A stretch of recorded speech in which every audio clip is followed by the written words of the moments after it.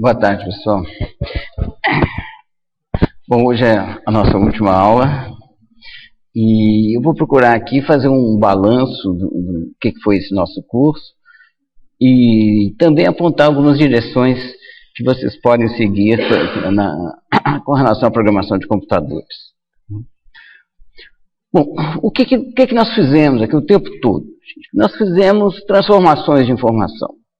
Bom, nós resolvemos problemas desse tipo, usamos computadores para resolver esse tipo de problemas. Começamos com problemas bem simples, soma de números binários, e depois a gente resolveu uma equação de segundo grau, resolvemos 5.000 equações de segundo grau, bom, aprendemos a pesquisar em vetores, a ordenar vetores, bom, achar raízes de uma função contínua, tá bom? Encontrar um melhor roteiro de menor custo para um caixeiro viajante que precisa percorrer N cidades. Por trás disso tudo estava sempre essa ideia, de como que você tem uma informação de entrada, qual que é o seu arsenal de transformações que você dispõe, tá bom? E como que você coordena essas transformações para chegar ao seu resultado final. Nós começamos de uma forma bem básica, certo? E para isso a gente fomos estudar como é que funcionam os computadores. E o primeiro conceito que a gente escreveu aqui foi o de informação. E nós vimos que existe informação analógica, informação simbólica, existem bons conversores de uma para outra, bom, nas duas direções, que internamente os computadores trabalham exclusivamente com informação simbólica e que só utilizam dois símbolos. E essa transformação análogo-digital, digital-analógica, é o que permite aos computadores se comunicar com o mundo. Vão passar filmes, gravar sons, auscultar o teclado, o mouse. E esses 11 zeros estão armazenados em bits, e um tantão de bits exige uma interpretação.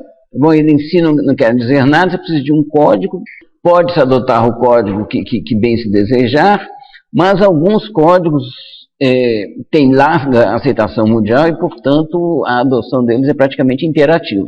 Você incorre em custos muito altos se você não adotar um código de aceitação mais ampla.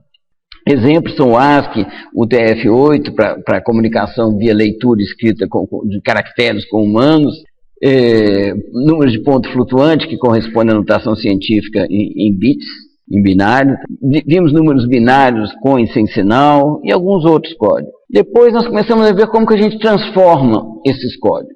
E as operações essenciais são AND, OR e NOT, certo? Que são as operações da álgebra booleana. Nós chegamos até ao ponto de demonstrar como que se consegue construir essas portas lógicas, certo? Realizar essas operações booleanas utilizando transistores. E o objetivo de chegar até esse nível de detalhe, que foi só falei que existe aqui, foi pura e simplesmente para convencê-los de que é possível implementar essas operações AND, OR e NOT em espaços extremamente reduzidos. Tá? Cabe 1 bilhão de transistores num quadradinho de 1 centímetro de lado.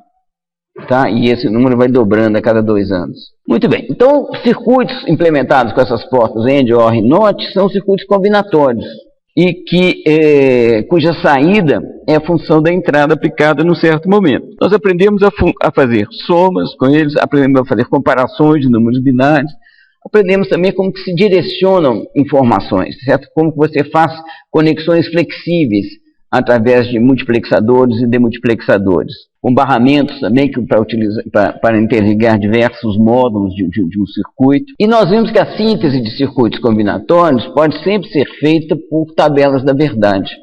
Tem uma tabela da verdade com N variáveis que você coloca uma função dessas variáveis, ou 2 ou 3, quantas funções forem interessantes. A tabela é definida, tem uma linha para cada possibilidade de valores das variáveis de entrada. Como as variáveis de entrada são binárias, uma tabela com N variáveis de entrada tem 2 elevado a N linhas. Então, apesar da tabela da verdade ser um instrumento excelente, ele funciona com essa limitação, porque como tem 2 elevado a N, isso torna-se uma limitação prática muito rapidamente. Você construir um somador de duas duas palavras de 32 bits, você necessitaria de uma tabela da verdade de 2 elevado a 64. Isso é 10 elevado a 20 alguma coisa.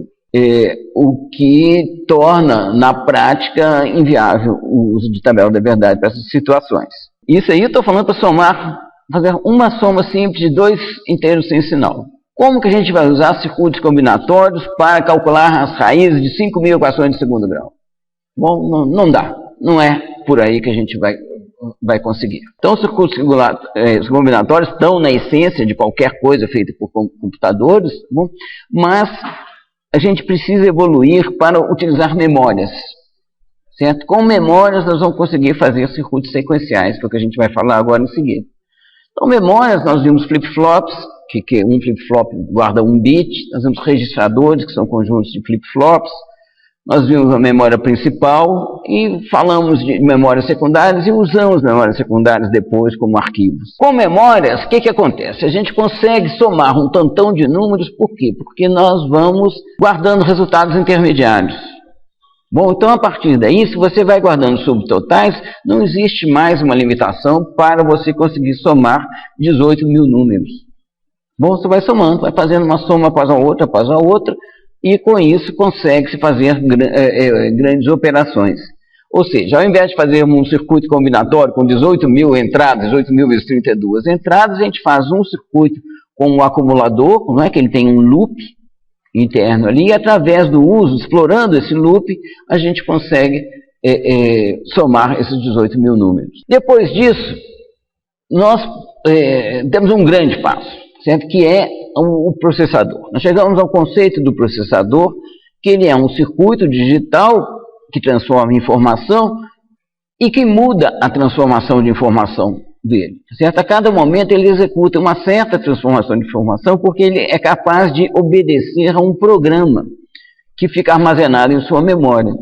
Trocando-se esse programa, troca-se a transformação de informação realizada pelo circuito. E é isso que dá o potência para a computação, tá certo? Então a transformação fica extremamente flexível, porque a gente pode trocar o programa com facilidade, certo? Sem necessidade de alterar o próprio circuito.